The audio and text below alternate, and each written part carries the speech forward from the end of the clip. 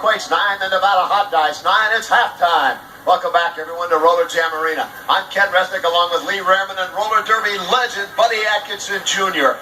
And certainly the Nevada Hot Dice were buoyed by the surprise and shocking return of little Richard Brown, as they have given the California Quakes all they wanted and then some, all knotted at 9 apiece. And Hawk, if we were wondering who would step up to compensate for not only the surprise return in leadership but physical play of Richard Brown, we have to look no further than Sean Atkinson. Well, Sean Atkinson is always the leader of this California Quakes squad, and if he needed any more reason to be physical, he got it here today, and he wanted to take that emotional bubble away from the Nevada Hot Dice. Right here you see the double Superman takes out a couple of the Hot Dice Lockerbie scores. Right here you see the Texas Bulldog to Micah Martin, the green-headed Micah Martin, and right here it looks like Sean Atkinson is mowing the lawn, and Micah Martin was the recipient of that physical play by Sean Atkinson. A little insult to injury for Sean Atkinson on Micah Martin.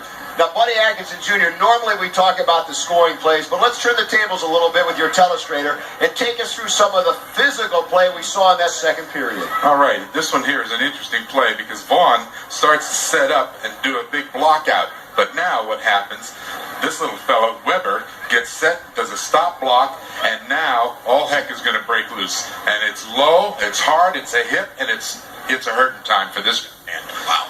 Buddy, you're exactly right. That period is physical as any we've seen here in the World Skating League. You know, now, I have to wonder, talk about the roller coaster emotional play of the California Quakes. Sometimes the emotion is there, sometimes it isn't. Perhaps the return of Richard Brown was all the Quakes needed to turn on the emotion. Well, you're absolutely right. And his coming back, you know, he's a little rusty. He ain't the youngest cat in town. He's had a little bit of layoff. The wheels may be a little squeaky.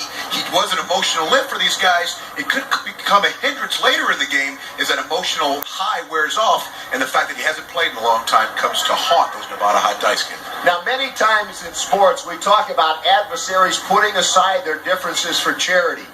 This time, we had adversaries, and we are talking about the Showgirls of the Nevada Hot Dice and the Bod Squad of the California Quakes use their differences to benefit charity. The Showgirls are tired of being upstaged by the Bod Squad, and last week at a Foxy Boxing charity event, it was put up or shut up. I'm so sick of those heifers trying to look pretty. Me and the Showgirls are going to knock the Bod Squad around. The Vegas Homegirls see if they can take us out. Don't bet on it. In match one, Nevada's Shea Brown made short work of California's Cindy Zimmerman. I didn't even break a sweat. Next, it was Showgirl Kim Hart, who roughed up Bod Squatter Stacy Blinch. This set up a main event scenario that no one expected. A chance for the Showgirls to sweep and make a major statement. It all came down to bold and beautiful Laura Weintraub and the Bod Squad's last hope, feisty Jamie Conomack. After seeing what Kim and Shea did, I knew that if I could beat Jamie, we'd be the best in the West. Statement made, WSL fans. The Showgirls are for real. I almost think Hawk is getting ready to burn a hole through the monitor, but if I could get you back to today's game, I've got to tell you, I'm a little disappointed. I was certain somehow you would have wangled the job as referee for those matches. You got some applications for the referee job?